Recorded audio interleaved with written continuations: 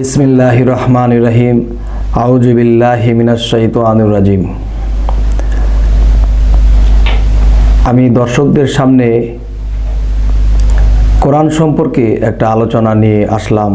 আমার হঠাৎ মনে পড়ল যে কোরআনে বহু জায়গাতে আল্লাহ বারবার বলছেন যে আমি ধৈর্যশীলদের সাথে আছি, এবং ধৈর্যের যে একটা গাছ আছে, সেই গাছটির যদি কেউ লালন পালন করে বড় করে, তাহলে সেই ধৈর্যের গাছ থেকে যে ফল হয় সে ফলটা খুবই সুস্বাদু হয়। আচ্ছা, ধৈর্যের গাছের ফল যদি খুব সুস্বাদু হয় তো কেন বা কেমন করে, আমি আজকে এই বিষয়ে আলাপ করব। যে আমরা 30 পারা কোরআনের বহু জায়গাতেই আল্লাহ বলছে যে আমি ধৈর্যশীলদের সাথে আছি। সেটি হলো, একটা মানুষ সামাজিকভাবে মধ্যবিত্ত একটা ফ্যামিলিতে জন্ম নিল, কিন্তু সে না পারে নিচের কোনো কাজ করতে, বা সে না পারে উপরের কোনো পোস্টে কাজ করতে। এখন মধ্যবিত্ত মানুষ কিন্তু একটা কষ্ট ভোগ করে যে না পারে রিক্সা চালাইতে, না পারে নিচু স্তরে আরও কিছু কাজ করতে, বা বড় কোনো অফিসার হইতে, বা বড় একটা বিজনেসম্যান হইতে, কোনোটাই সম্ভব হয় না। তখন এই মধ্যবিত্ত লোকগুলা কষ্ট করে বেশি। আর যারা একেবারে মোটামুটি গরিব, তারা যে কোনো কাজ করে, সুইপার থেকে শুরু করে রিক্সা চালান শুরু করে, তারা একজন রিক্সাওয়ালা প্রতিদিন 500-700 টাকা ইনকাম করতে পারে। যদি গড়ে পত্রায় যদি আমরা ধরি যে 500 টাকা ইনকাম করে, তাহলে মাসে 15,000 টাকা। কিন্তু যারা চাকরি করব, তারা 15,000 টাকা বেতনে চাকরি করতেও পারে না। এমন নিম্ন শ্রেণীর লোক আছে যে তার 15,000 টাকা বেতনও পায় না, কিন্তু রিক্সা চালায় পাইতেছে, তাদের একরকম সংসার চলছেই। কিন্তু মধ্যবিত্ত লোকটা না পারে রিক্সা চালাইতে, না পারে উপস্তরে থাকতে। আচ্ছা, এই কথা বলার উদ্দেশ্য যে ধৈর্যশীলের সাথে আল্লাহ আছে। ধৈর্যশীলদের সাথে আছে এই কথাটা বলতে গিয়া দেখা যায় যে সমাজে, ফ্যামিলিতে তিনি অনেক কষ্ট ভোগ করে একজনের কথা শুনতেছে, সামাজিকভাবে একজনের ছোট করে কথা বলতেছে। এরকম করে চলতে চলতে চলতে চলতে একদিন দেখা যায় সে ধৈর্যই ধরল। তো এক সময় দেখা গেছে তার ফ্যামিলির মধ্যে মারামারি হয়ে গেল, সামাজিকভাবে কারো মারামারি হয়ে গেল। সে মারামারির পরেও তিনি ধৈর্য ধারণ করলো। শুধু ধৈর্য আর ধৈর্য, কিছুই করার নাই। তখন এমন এক ব্যক্তি তার দিকে লক্ষ্য করলো যে লোকটা শিক্ষিত, মধ্যবিত্ত ফ্যামিলির লোক, কিন্তু লোকটা ইচ্ছা করলে কাউকে জবাব দিতে পারতো, কিন্তু জবাব দিল না। তিনি শুধু ধৈর্যই ধরে। তাহলে তার ধৈর্যের কারণে তাকে আমার পছন্দ হইল যে এই লোকটার যদি এরকম ধৈর্য থাকে, তাহলে তাকে দিয়ে আমার ডিপার্টমেন্টের একটা কাজে লাগানো যাবে। তখন এই লোকটা ধৈর্য ধরতে ধরতে এমন এক পর্যায়ে চলে গেল, সেই লোকটা তার কাছে গিয়ে বলল যে আপনি কি পাশ করেছেন, কোন স্তর পর্যন্ত পড়ালেখা করছেন, তা আমার দরকার নাই। আপনার একটা সার্টিফিকেট আমি পাইছি, সেটা হলো ধৈর্য। আপনি ধৈর্য ধরছেন। আপনি পারলে মানুষকে জবাব দিতে পারতেন, গায়ে হাত তুলতে পারতেন, কিন্তু করেন নাই। আপনি ধৈর্য ধরছেন। এই ধৈর্যটা আমার পছন্দ হয়েছে, এবং আপনি কতটুকু যোগ্যতা আমার তা দরকার নাই। আপনার যে ধৈর্য দেখলাম, এই ধৈর্যটাই আমার সার্টিফিকেট। আমি আপনার কাছ থেকে এই সার্টিফিকেটটা পাইলাম। আপনাকে মাসে 1 লক্ষ টাকা বেতন দিয়ে আমি রাখবো।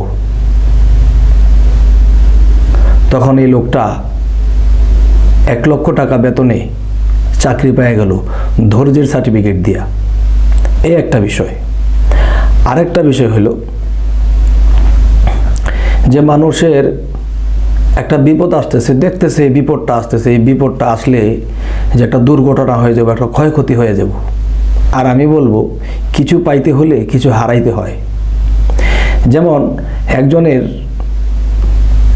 একটা কাজ হওয়ার কথা, কাজটা হইতেছে না, এমুক জায়গায় তা সে আটকা আছে, এমুক জায়গাতে ঋণ আছে, এমুক জায়গাতে এই সমস্যায় আছে। তখন কি হলো যে তারপরে দেখতেছে যে এমন বিপদ তার উপরে আসতেছে, সে মনে হয় বাড়িতে থাকতে পারবো না, এই দেশেও থাকতে পারবো না, এমন একটা পর্যায়ে চলে গেল। তখন দেখা যায় এই বিপদটা আটকানোর জন্য কত ব্যবস্থা নিতেছে, কারো সাহায্য নিতেছে। আমি বলবো না, জীবনে কিছু কিছু বিপদকে আসতে দিতে হয়, কিছু কিছু বিপদকে আসতে দিতে হয়। এর কারণ হলো যে মানুষ যখন সেই বিপদটাকে আটকায়ে দেয়, হয়তো কারো সাহায্য নিল বা যে কোনোভাবে বিপদটা আটকায়ে দিল, তখন সে যেমন ছিল তেমনই আছে। আবার এমন কেউ আছে, যা হয় হোক, বিপদ আসতেছে, আসলে আর কি করার, ধৈর্য ধরবো, আসুক। তখন এই বিপদটা তার উপর দিয়ে চলে গেল, তার কিছু হালকা পাতলা ক্ষয়ক্ষতি হয়ে গেল। ক্ষয়ক্ষতি যখন হয়ে গেল, তখন তার দুইটা রাস্তা খুলল।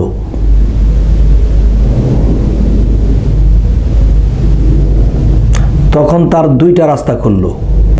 একটা রাস্তা বাইর হইল ব্যবসা বাণিজ্যের, বা আরেকটা রাস্তা বার হইল যে সে কখনো কাউকে উপকার করেছিল এবং সেই উপকারটি যখন পাইছিল, সেই লোকটি দেখছে তার উপর দিয়ে এমন একটা বিপদ গেছে, তার পাশে দাঁড়াইবার কেউ নাই।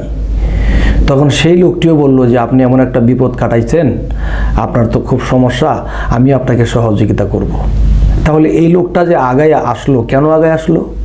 যে একটা সময় আপনি তার উপকার করেছিলেন, যখন আপনাকে বিপদগ্রস্ত অবস্থায় দেখলো, তখন এই লোকটা আগায় আসলো, তাকে পুঁজি দিল, তাকে একটা জায়গায় নিয়ে দাঁড় করাইলো। কারণ কি?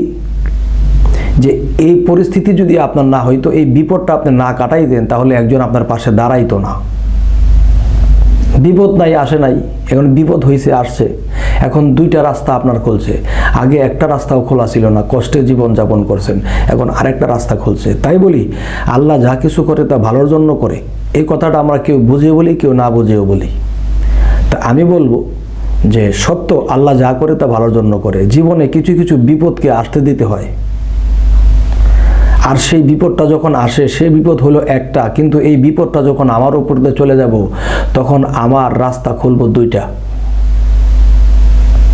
যদি আমার এই কথাটা কেউ বিশ্বাস করতে পারে, এবং তিনি বিশ্বাস করতে পারে যিনি এই পরিস্থিতি শিকার হয়েছেন, যিনি এই পরিস্থিতি কাটাইছেন, তিনি আমার এই কথাটা বিশ্বাস করবে।